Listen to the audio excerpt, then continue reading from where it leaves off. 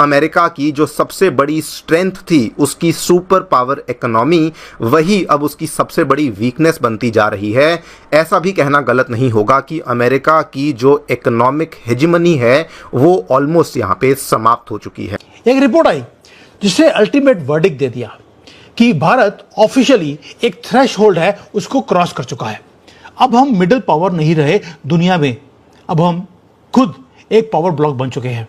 उन्होंने डिक्लेयर कर दिया कि सोल मेजर पावर अगर एशिया में कोई है तो वो भारत है। ये भारत की रिपोर्ट नहीं है, ये इसी वेस्टर्न पावर्स की रिपोर्ट है जो बताती है कि हम एशिया में सोल पावर है और पूरे वर्ल्ड में हम थर्ड नंबर पर हैं। जापान से भी 47 बिलियन डॉलर से लेके 1.19 ट्रिलियन जो यूएस ट्रेजरीज हैं वो दोस्तों यहाँ पे डंप कर दी है। अचानक से हम देख रहे हैं कि एक सर्टन कंट्री से बिलियंस ऑफ डॉलर्स का निवेश हो रहा है भारत में। लगातार हम देख रहे हैं कि ये देश भारत में ना सिर्फ इन्वेस्टमेंट्स कर रहा है, बहुत सारी कंपनियां इस देश की भारत में लगातार अपना बिजनेस एक्सपेंड कर रही हैं। और हम यहाँ पर बात कर रहे हैं जापान की, जो बड़े इन्वेस्टर्स हैं, ये बिलियंस ऑफ डॉलर्स अपने फंड्स के इन्वेस्ट कर रहे हैं भारत में, क्योंकि जो फिगर्स आ रही हैं दे आर क्वाइट शॉकिंग। इस पर कई आर्टिकल्स पब्लिश हुए हैं। द इकोनॉमिक टाइम्स ने आर्टिकल पब्लिश किया कि चाइना आउट इंडिया इन, कई सालों के बाद चाइना का समय समाप्त हो चुका है। जो जापानीज बैंक्स बिलियंस का इन्वेस्टमेंट करते रहे। Where do you find Trump?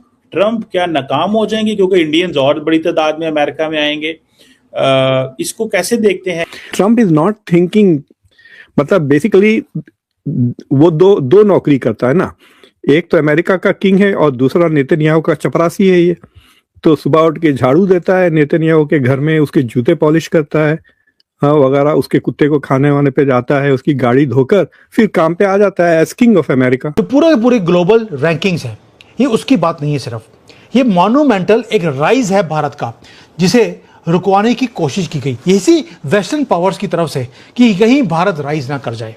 और दुनिया को ये जो ब्रूटल ट्रुथ है वो समझ आना शुरू हो गया कि हम मोदी जी को गिरवाने की कोशिश कर रहे हैं या भारत को। नहीं होगा।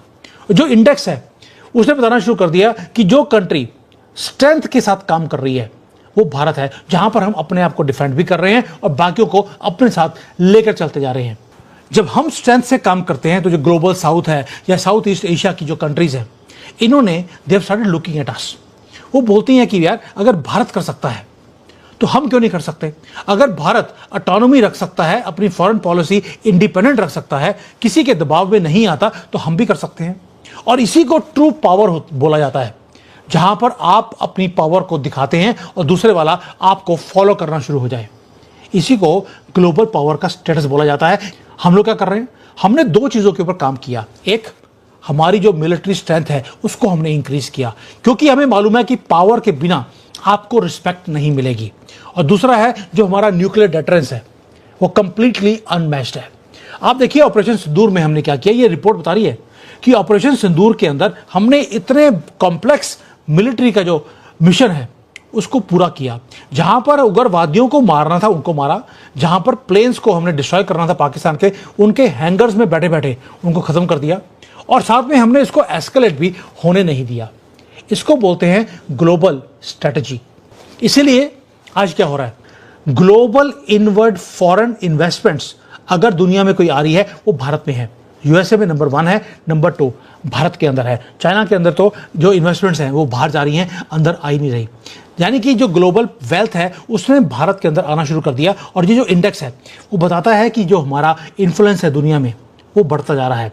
और दुनिया ने एक्सेप्ट करना भी शुरू कर दिया है and they are getting used to it कि भारत को अब दबाना इम्पॉसिबल है। अब तो पुतिन ने बोल दिया कि तुम बहुत बड़ी गलती कर रहे हो भारत को दबाने की। ये मोदी है, ये भारत है, झुकेगा नहीं, लेकिन तुम्हें झुकने के लिए मजबूर जरूर करेगा। द इकोनॉमिक टाइम्स ने आर्टिकल पब्लिश किया कि चाइना आउट इंडिया इन, कई सालों के बाद चाइना का समय समाप्त हो चुका है। जो जापानीज बैंक्स बिलियंस का इन्वेस्टमेंट करते रहे चाइना में। बेसिकली चाइना को आप अगर देखें, लोग सोचते हैं कि चाइना को यूएसए ने खड़ा किया है, यूएसए को सामान बेच कर चाइना बनाए। Not exactly. जापानीज इन्वेस्टमेंट सबसे पहले चाइना में आई, उन्हीं से फैक्ट्रीज बनी, इनके इंडस्ट्रियल पार्क बने और चाइना ने फिर सस्ता माल बनाना स्टार्ट कर दिया। बेसिकली कॉस्ट इफेक्टिव गुड्स बनाने स्टार्ट कर दिए। इन्होंने फिर ये जो गुड्स हैं बेचे यूरोप में, यूएस में, दुनिया भर के देशों में बेचे।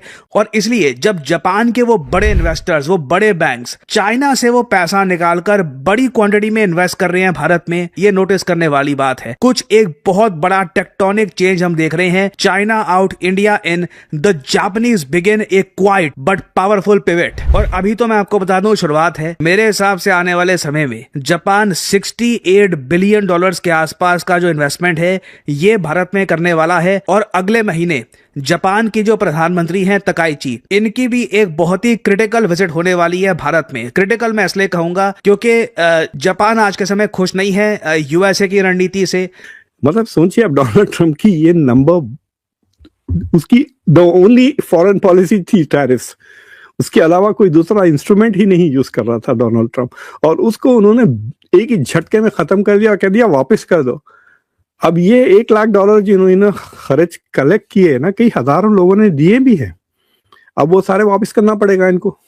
अच्छा डॉक्टर साहब, ये बताएं, आपने एक आर्टिकल भी लिखा है उसमें द हिंदू में, जी हाँ, इंडियन अखबार के अंदर, और आपने कहा है कि बेसिकली रूबियो जो है वो फेल हो गए हैं और he could not win back India. और दूसरी बात यह है कि उसने ये भी कहा कि वो जो गैप्स ब्रिज करने थे वो भी नहीं हो सके, डिवाइड बढ़ रही है। What do you make of that? Why do you think कि वो विजिट अच्छा नहीं है? क्योंकि वो तो 3-4 दिन घूमते रहे इंडिया के अंदर। So to me I saw nothing positive. और मुझे छोड़ दें आप, इंडिया में भी जिस तरह से उनकी जो जयपुर की विजिट थी, आगरा की विजिट, कोलकाता, जो प्रोटोकॉल्स आपको नजर आए, it was very clear that they were not giving him the attention. Even Jaishankar did not receive him at the airport वगैरह।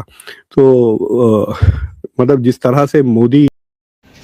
आई होप कि दोस्तों आप लोगों ने वीडियो को पूरा एंड तक देखा। दोस्तों कई सारे देश हमारे भारत में इन्वेस्टमेंट कर रहे हैं, इसी को लेकर पाकिस्तानी मीडिया में भी काफ़ी हलचल मची हुई है। तो दोस्तों आपने वीडियो को पूरा एंड तक देखा, तो हमारी ऐसी वीडियो देखने के लिए हमारे चैनल के बेल आइकन को प्रेस करना ना भूलो, ताकि मेरी हर वीडियो आपको नोटिफिकेशन के जरिए मिलती रहे। जय हिंद, जय भारत।